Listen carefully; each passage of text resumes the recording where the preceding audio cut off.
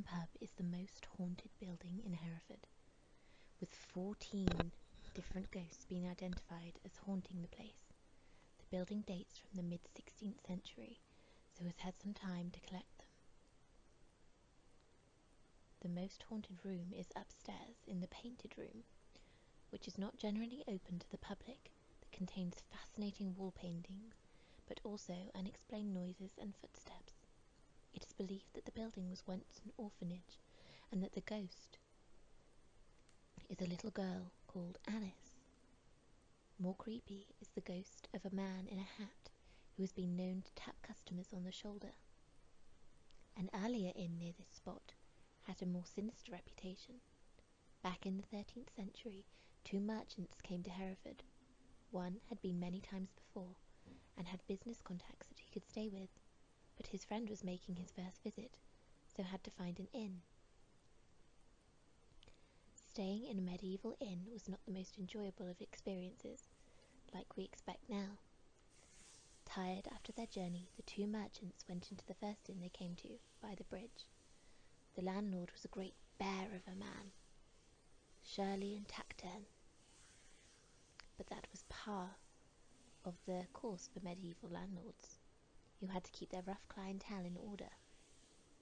Seeing his friend taken care of, the other merchant went to town, where he would spend the night. He was well entertained, and then shown into a private bedchamber. He felt pity for his friend, who was probably having to share a bed, and possibly with more than human companions. In the middle of the night, the merchant woke up, disturbed by a dream. He had dreamt that his fellow traveller had visited and pleaded with him to come to his aid, because he was being attacked by the landlord. The merchant was greatly perturbed by the dream, but his bed was warm and the street outside was quiet, so he soon slipped back into his slumber. But the man had a second dream, in which his friend appeared to him again, reapproaching him and asking him to at least come and see that he was properly buried, because the landlord was planning to dispose of him in a very unchristian way.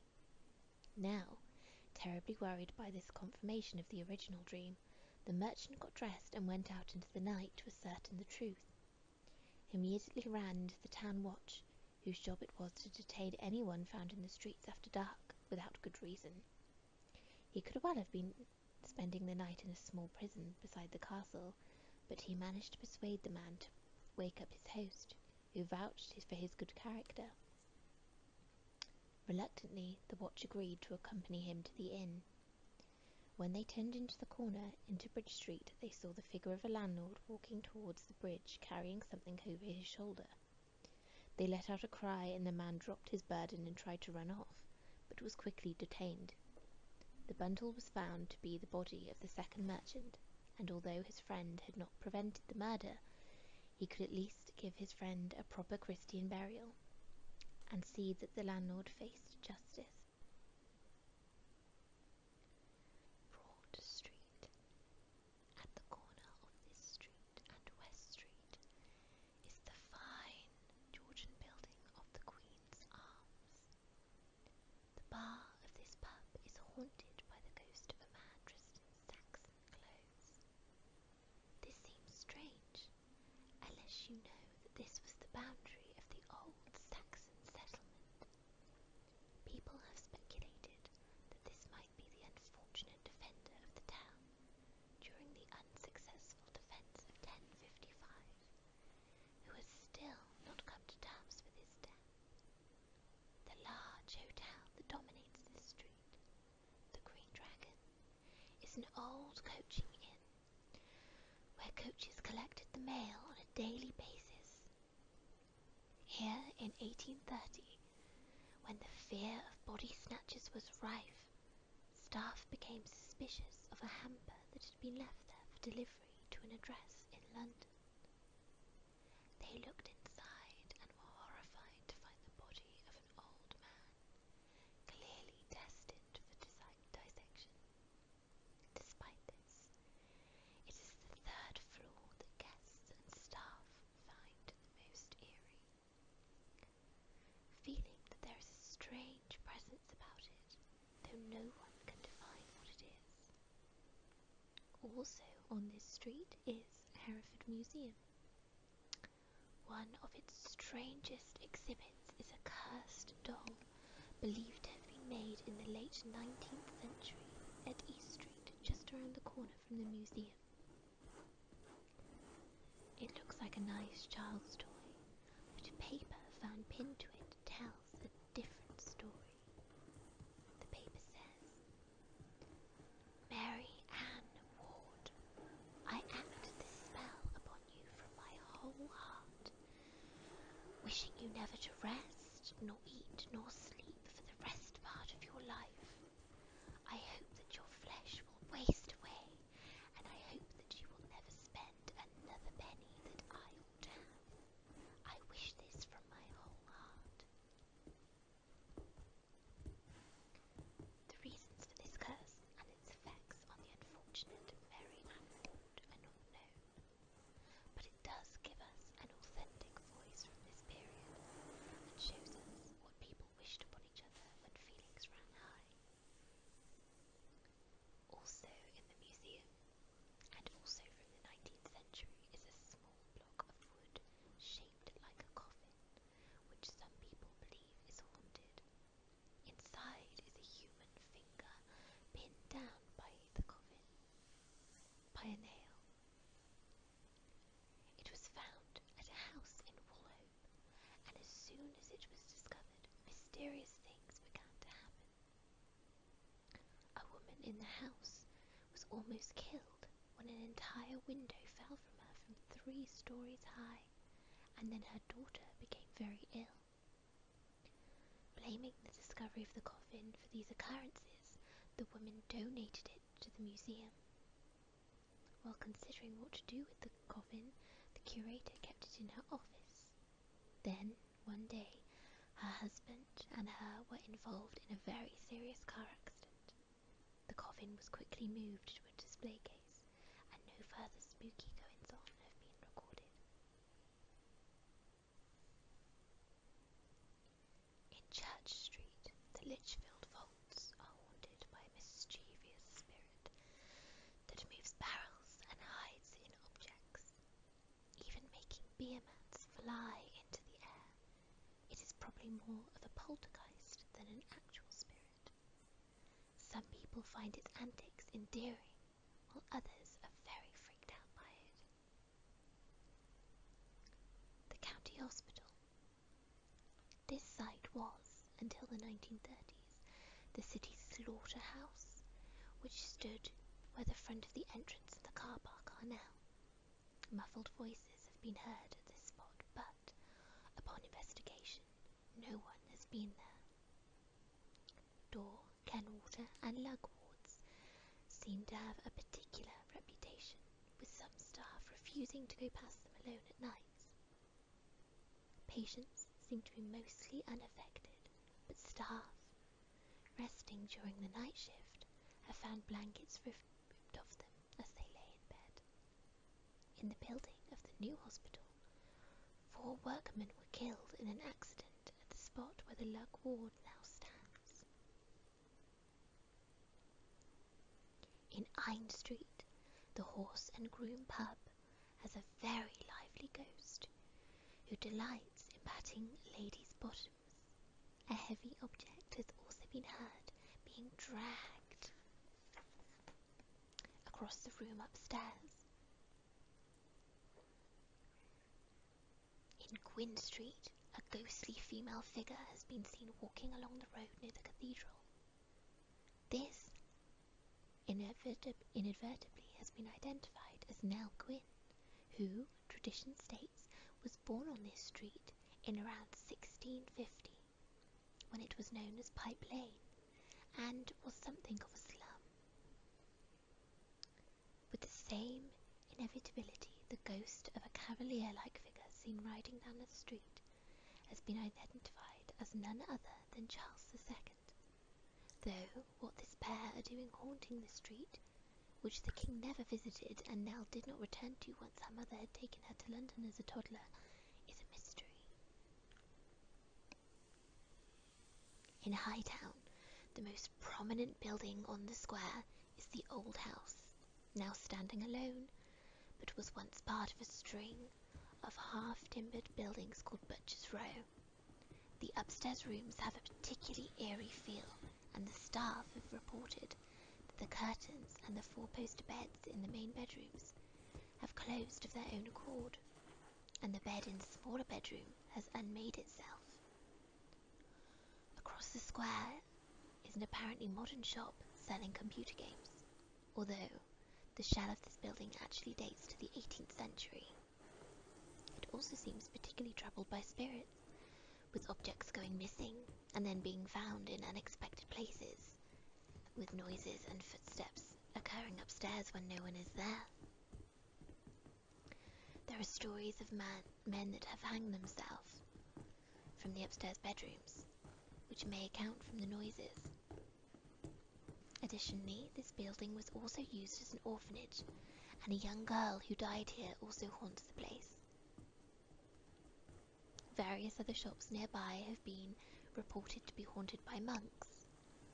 A lot of the shops in Hereford have underground chambers that have been long closed up that all led to the cathedral back in the olden times.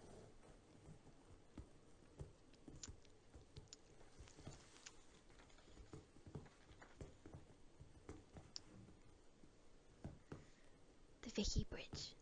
This is perhaps my most favourite story in Hereford. There are many, many stories, and many folk tales and ghost stories, but this is my absolute favourite. The suspension bridge, known locally as the Vicky Bridge, has provided a pedestrian crossing over the River Wye for over 100 years, but long before it was built, the site in the shadow of the Hereford Castle was a popular area for the city's washerwomen for laundering clothes.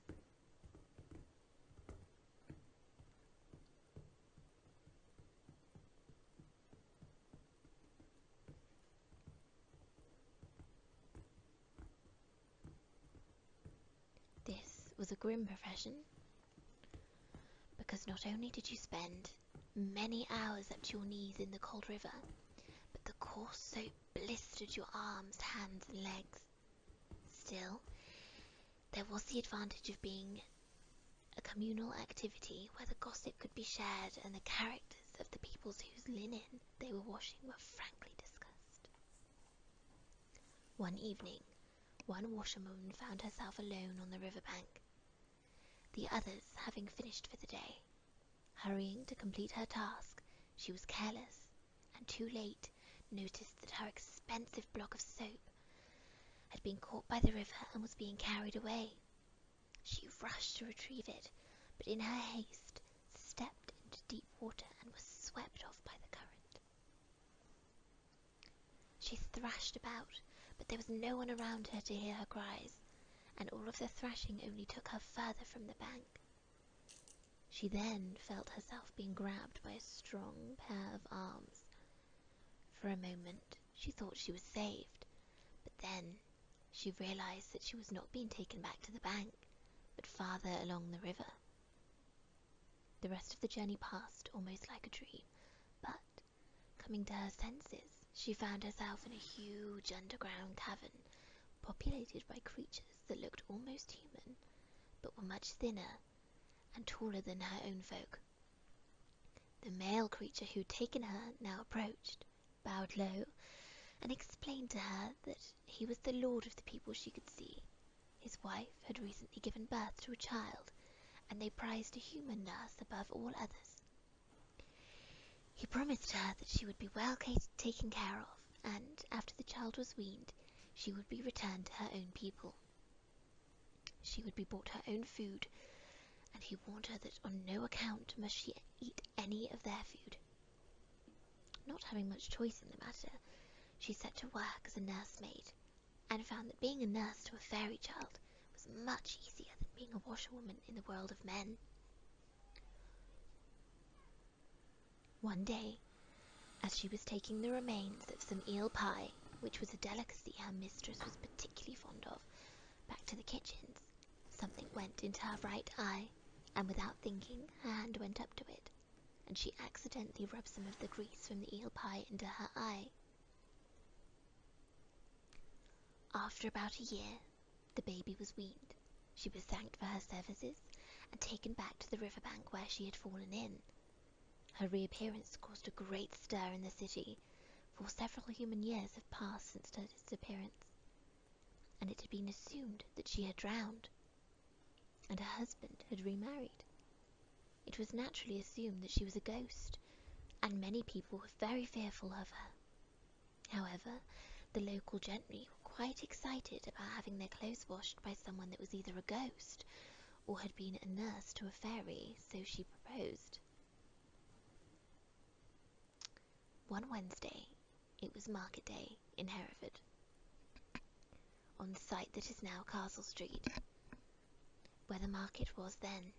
With a spare silver coin, looking at the stalls and wondering what to buy, she suddenly caught sight of her former master, dressed in black, going from stall to stall, picking up whatever he chose and putting it in a sack, without any of the storeholders trying to stop him. Without thinking, she went up to him and inquired about how him and his wife and child were faring. The creature gave a start in astonishment. "Which eye do you see me with?" he said. She pointed to her right eye, in which she had smeared the grease from the eel pie in. Immediately, his arm was up, and he dug his long clawy finger into the woman's eye, blinding it. From that moment on, she saw no more fairies, and only half the things she saw of this world. Isn't that a lovely story? Obviously not about the blinding bit, that's not very nice, but can you imagine if things like that actually happened?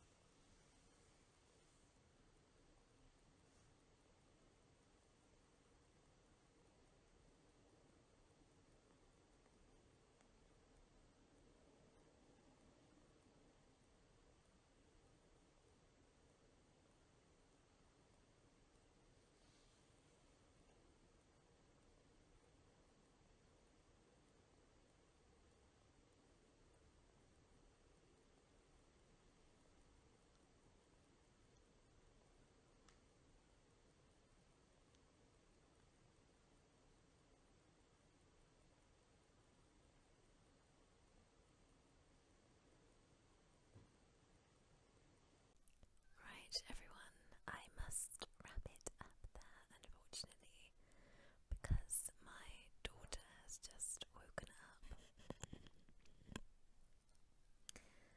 Be sure to like, comment and subscribe. It would mean an awful lot to me, and don't forget to tell me what kind of videos you would be interested in below. I love hearing your ideas. So, until Saturday and the sounds video, I shall bid you a very good night and sweet dreams. Don't get too scared. Night night.